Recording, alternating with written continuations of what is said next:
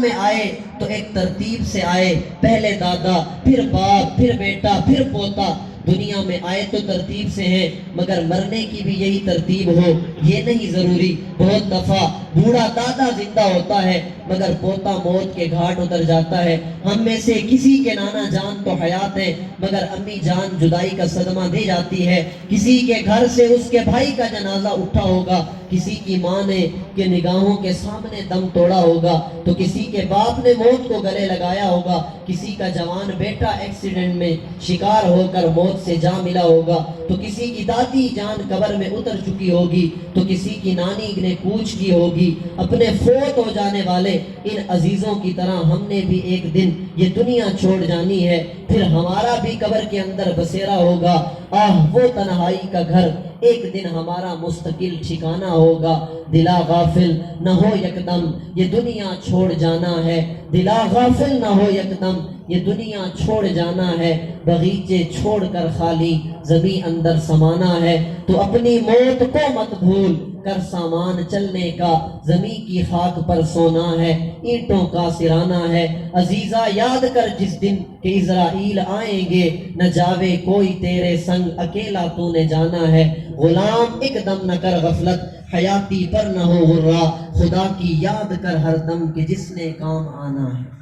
حضرت محمد بن سماک رحمت اللہ تعالیٰ علیہ آپ فرماتے ہیں کہ میں ایک دن قبرستان گیا اور قبرستان میں ایک قبر پر ایک خطبہ لکھا تھا، خطبہ تھا جس خطبے پر یہ 2 اشعار عبرتناک لکھے تھے۔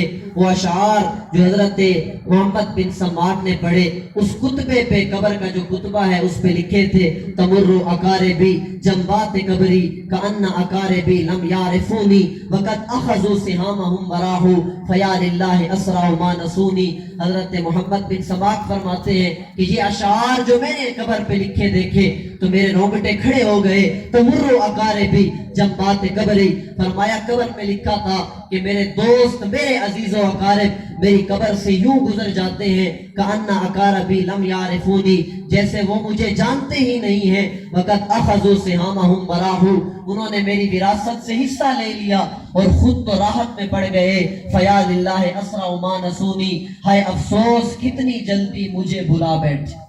اور یہی حال ہے ہر بندے کا، جب بندہ چلا جاتا ہے۔ میرے محترم اسلامی بھائیوں، ہم نے دنیا سے جانا ہے، چند دن تک رونا دھونا ہے، کل شریف کا ختم ہے، پھر 7واں ہے، 40واں ہے، پھر چند دن تک قبر پہ آنا جانا ہے، فاتحہ کا سلسلہ ہے، تو پھر آہستہ آہستہ یہ بھی ختم ہو جائے گا۔ پھر کچھ عرصے تک ہماری قبر کا نشان ہوگا، پھر وہ نشان بھی مٹ جائے گا، اور پھر ہم ایسے ہو جائیں گے جیسے کبھی دنیا میں آئے ہی نہ تھے۔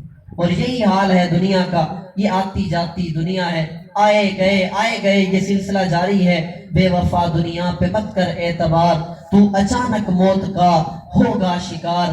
موت آ کر ہی رہے گی یاد رکھ، جان جا کر ہی رہے گی یاد رکھ۔ کام مال و زر کچھ نہیں آئے گا، غافل انسان یاد رکھ پچھتائے گا۔ گورے نیکاں باغ ہوگی خلد کا، مجرموں کی قبر دوزخ کا گڑا۔ پیارے اسلامی بھائیوں، یہ دنیا فانی ہے، واقعی فانی ہے۔ موت آنی ہے، ضرور آنی ہے۔ جب ہم دنیا میں آ گئے اب موت کو گلے تو لگانا ہی پڑے گا۔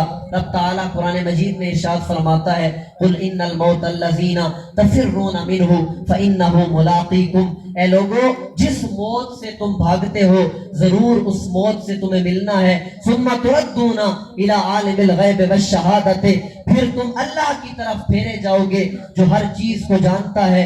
فَيُنَبِّئُكُم بِمَا كُنتُمْ تَعْمَلُونَ، اور پھر وہ تمہیں بتا دے گا جو کچھ تم کر کے آئے ہو۔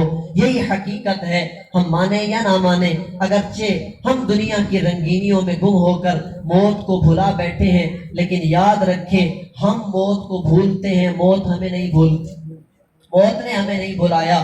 حضرت امام حسن بصری فرماتے ہیں ملک الموت روزانہ ہر گھر میں 3 مرتبہ تشریف لاتے ہیں اور غور سے ہر بندے کے چہرے کو دیکھتے ہیں اور پھر دیکھتے ہیں جس کا رزق پورا ہو چکا ہے اس کی روح قبض کر لیتے ہیں. جب روح قبض ہو جاتی ہے بندے کے اہل خانہ رونا دھونا شروع کرتے ہیں تو اس وقت ملک الموت دروازے پہ کھڑے ہو کے فرماتے ہیں کہ میں نے تمہارا تو کوئی قصور نہ کیا, میں نے اللہ پاک کے حکم سے اس کی روح کو قبض کیا ہے اور میں نے تمہارے پاس بھی بار بار آنا ہے یہاں تک کہ تم میں سے کوئی نہیں بچے گا, اس وقت تک میرا آنا جانا تمہارے پاس ہوگا.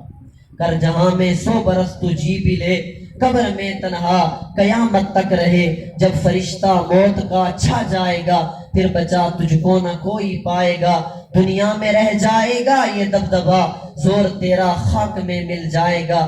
کھل کھلا کر ہنس رہا ہے بے خبر, قبر میں روئے گا چیخیں مار کر لے توبہ رب کی رحمت ہے بڑی, قبر میں ورنہ سزا ہوگی کڑی. اور انسان کی حقیقت بھی یہی ہے کہ ایک جملہ اس کی ساری زندگی کی اکڑ کو ختم کر دیتا ہے. حضرت وہب بن منبہ رحمہ اللہ آپ فرماتے ہیں ایک بادشاہ تھا, اللہ پاک نے اسے بڑی نعمتوں سے نوازا تھا, بہت بڑی سلطنت کا مالک تھا, شہانہ زندگی تھی, بڑے مزے سے گزر رہی تھی. ایک دن بادشاہ سلامت کو خیال گزرا کہ میں جا کے اپنی سلطنت کا دورہ کروں. جب سلطنت کے دورے کا ارادہ کیا, لباس لایا گیا, پسند نہ آیا, تبدیل ہوا, کئی لباس بدل گئے, بالآخر ایک لباس پسند آیا, اسے پہنا. پھر گھوڑے لائے گئے, پسند نہ آئے, بڑی مشکل سے گھوڑا پسند آیا, پھر اس گھوڑے پہ سوار ہوا اور اپنی مرضی کا لشکر حاضر ہوا. بڑی شان و شوکت سے بادشاہ سلامت سفر پہ روانہ ہوا, ٹھاٹ باٹ شان و شوکت. جب یہ دیکھی تو بادشاہ غرور و تکبر میں مبتلا ہوا, گردن اکڑ گئی. بادشاہ سلامت تکبر کے نشے میں بدمست اپنی سلطنت کا دورہ کر رہے ہیں. غرور و تکبر کی وجہ سے لوگوں کی طرف دیکھنا بھی گوارا نہیں. اسی غرور و تکبر کی اثناء میں سفر جاری تھا. ایک غریب شخص سامنے آیا جس کی ظاہری حالت اچھی نہ تھی, کپڑے اچھے نہ تھے, پرانے پھٹے کپڑے ہیں. بادشاہ کے سامنے آ کے اس نے سلام کیا. بادشاہ سلامت غرور و تکبر کے نشے میں تھا, غریب آدمی کے سلام کا کیا جواب دیتا, اس نے جواب نہ دیا. اس شخص نے بادشاہ کی بے رخی کی پرواہ نہ کی اور پھر کہا اے بادشاہ مجھے تجھ سے ضروری کام ہے. بادشاہ نے پھر سنی انسنی کر دی. پھر اس غریب آدمی نے دلیرانہ آگے بڑھ کے اس بادشاہ کے گھوڑے کی لگام کو پکڑ لیا. جب اس نے لگام کو پکڑا تو بادشاہ غصے سے چلا کے بولا کہ اے شخص لگام کو چھوڑو. اس نے بڑی سادگی سے کہا کہ بادشاہ سلامت بڑا ضروری کام ہے. بادشاہ سلطنت کے دورے کے لیے نکلا تھا اور چونکہ لوگوں کی باتیں تو سننی تھی, اپنی عزت بچانی تھی, نہ سنتا تو ناک کڑتی. مجبوری سے سر وہیں سے نیچے کر کے کہنے لگا ہاں کہو کیا کام ہے. اس نے کہا بادشاہ سلامت راز کی بات ہے, کان میں بتاؤں گا. بادشاہ سلامت نے جب اپنے سر کو نیچے کیا تو اس نے کان میں ایک بات کی اور یہی بات ہم غور سے سنیں, توجہ سے سنیں انسان کی حقیقت کیا ہے. اور ایک ہی جملے میں وہ بادشاہ جو بڑے تکبر و غرور میں اکڑ کے چلنے والا تھا, کسی کی طرف نہ دیکھتا تھا, اس نے کہا کان میں بتاؤں گا. جب بادشاہ کان نیچے کرتا ہے تو وہ شخص کان میں صرف یہ جملہ کہتا ہے کہ بادشاہ سلامت میں ملک الموت ہوں اور تمہاری روح قبض کرنے آیا ہوں. اے بادشاہ سلامت میں ملک الموت ہوں اور تمہاری روح قبض کرنے آیا ہوں. اللہ اکبر. اب تو بادشاہ سلامت کے پیروں تلے زمین نکل گئی, تھر تھر کانپنے لگا, چہرے کا رنگ متغیر ہو گیا, خوف سے بدن کانپنے لگا. وہ بادشاہ سلامت جو کچھ ہی لمحے پہلے تکبر و غرور میں کسی کی طرف دیکھنا گوارا نہ کرتا, اب تھر تھر کانپ رہا ہے, چہرہ تبدیل ہو گیا. بڑی عاجزی سے کہا اے ملک الموت اس وقت مجھے مہلت دیجئے, سلطنت کا دورہ پورا کر لوں, اپنے گھر پہنچ جاؤں, پھر میری روح قبض کر لینا. ملک الموت نے فرمایا اللہ کی قسم اب نہ تو سلطنت کو دیکھ سکو گے نہ اپنے اہل و عیال کے پاس جانے کی مہلت ملے گی. یہ کہہ کر ملک الموت نے اس بادشاہ کی روح کو قبض کیا. کچھ ہی دیر پہلے غرور و تکبر میں نشے میں اکڑ کے چلنے والا بادشاہ زمین پہ گرا اور ہمیشہ کی نیند سو گیا. آگاہ اپنی موت سے